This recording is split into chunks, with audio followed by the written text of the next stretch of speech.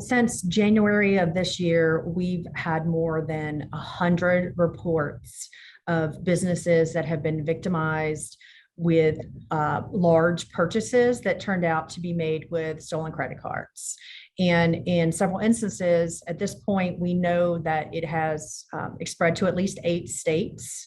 And in each case, we believe the same group of criminals are using stolen credit cards. They're calling over the phone to different types of businesses that typically will sell like large ticket items, so high ticket items, and they will make a large purchase and then hire someone to go pick up that purchase before the businesses realize that the credit card numbers are stolen. So what we've seen so far is businesses like tire companies, appliance stores, furniture stores. We've seen those businesses that sell the large trailers, like a utility trailer.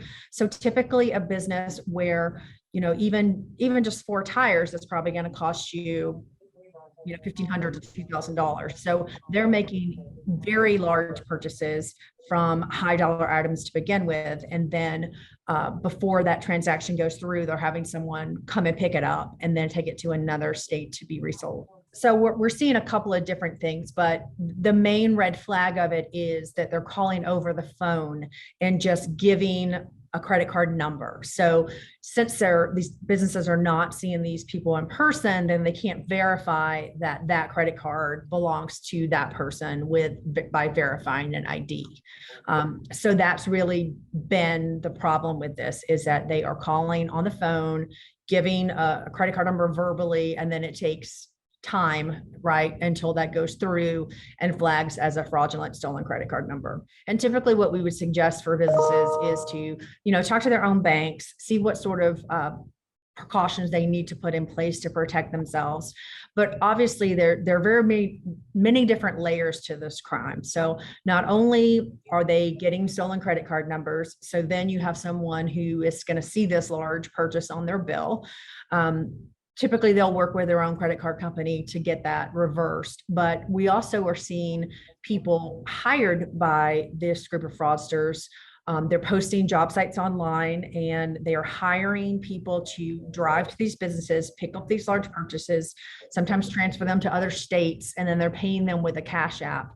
And the people who are driving and picking these items up don't even know that they have picked up items that weren't paid for properly and legally. So they're determining that later. They're realizing that. And in some cases, what some of the other red flags are is if you're trying to get a job that looks like it could be something that you can make some quick money.